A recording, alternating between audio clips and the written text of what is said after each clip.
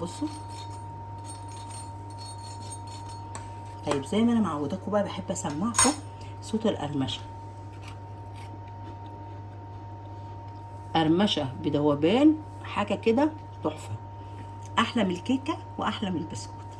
كوبايتين دقيق، عليهم 3 معالق كبار نشا، كوبايه سكر، كوبايه الا ربع زيت، وضايفه عليها ربع كوبايه سمنه، 4 بيضات، كيس بيكنج باودر، 2 فانيليا، سمسم، حبه البركه، معلقه صغيره محلب، ومعلقه صغيره ينسون. في الخلاط هنضيف البيض، الفانيليا، وهنضيف عليهم السكر، وطبعا هنضربهم كويس جدا مع بعض لحد الخليط ما يفتح معانا.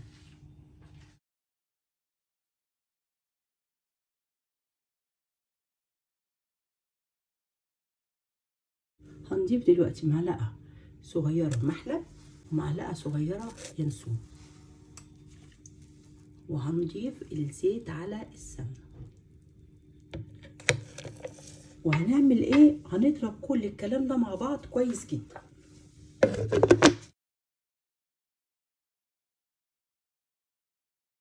هنعمل ايه؟ معانا الدقيق ومعانا النشا، هنضيف عليهم البيكنج باودر وهنقلبهم كويس جدا. هنركنهم على جنب. في بوله هنضيف الخليط السائل،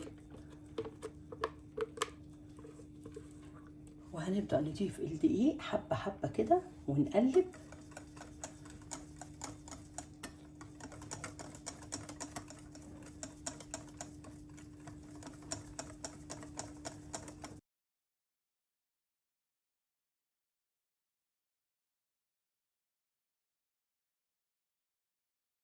هنقلب الخليط ده كله كويس جدا مع بعض لحد الخليط كله هيتجانس مع بعضه.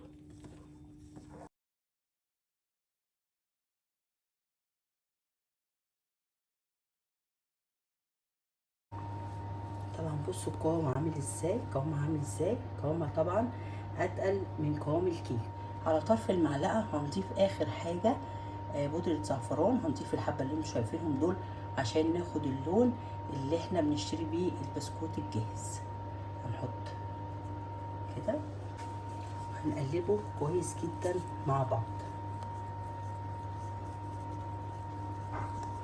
طبعا احنا ما ينفعش ناخد اللون ده من الكركم، لان هو هيدينا طعم مش مستحب يعني. كده كده خلاص بقى جاهز معانا. طبعا جبنا صينيه دي مقاس 30 في 30. بصوا حطيت لها ورق زبده، قطعته على مقاس الصينيه، ودهنت طبعا زيت عشان الورق يثبت معايا. طيب احنا هنا هندهن ايه؟ هندهن سمنه. طب هندهنها سمنه ليه؟ هقول لكم دلوقتي. هندهنها طبعا سمنه وهندهنها كويس جدا. هنعمل ايه؟ هنرش بقى هنا فلفل كده. طبعا احنا دهنا سمنه او الزبده المتاحه عندكم عشان السمسم يلزق. هنبدأ طبعا نضيف الخليط بتاعنا وهنبدأ نوزعه كده.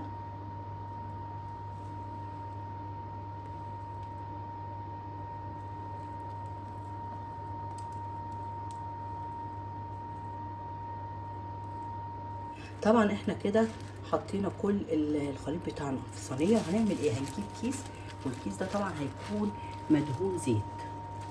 طيب هنعمل ايه بقى بالكيس ده؟ بصوا احنا هنفرد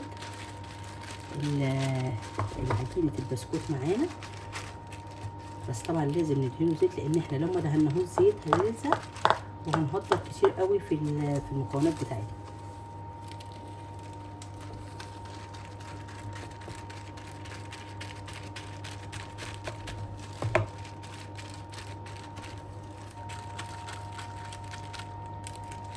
احنا ممكن نفردها بالمعلقه وندهن ظهر المعلقه زيت بسباتيولا، بس انا شايفه ان موضوع الكيس ده هيبقى احلى وهيبقى زي ما انتم شايفين كده متساوي اكتر. بصوا كده احنا بنتحكم ازاي فيه.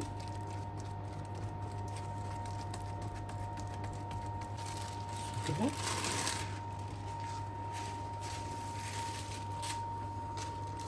طبعا كده بصوا متساويه ازاي. طيب هنعمل ايه؟ هنضيف سمسم، وهنضيف حبه البركه،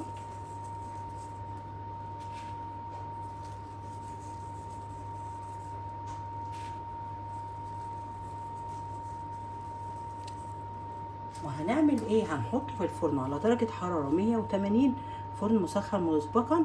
هنحطه على الرف اللي في النص. سيبناها في الفرن حوالي نص ساعة، طلعناها. هنسيبها ربع ساعة تهدى، وبعد كده نكمل باقي الوصفة.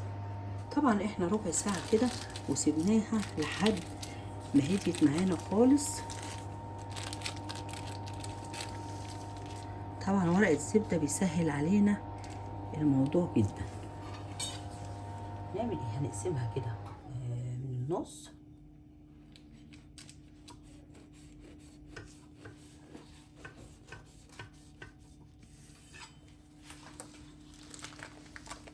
هنبدأ طبعا نقطعها شرايح كده تكون رفيعة.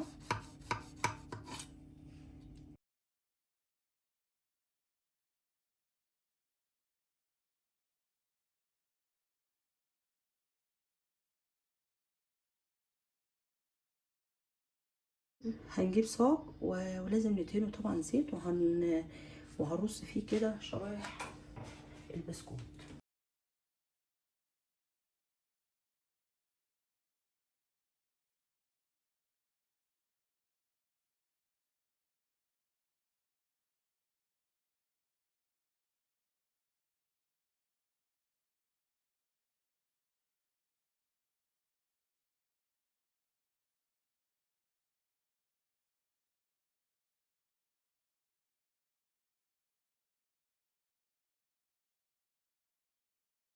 احنا كده خلاص قطعنا جزء من البسكوت وحطيناه في الصاج.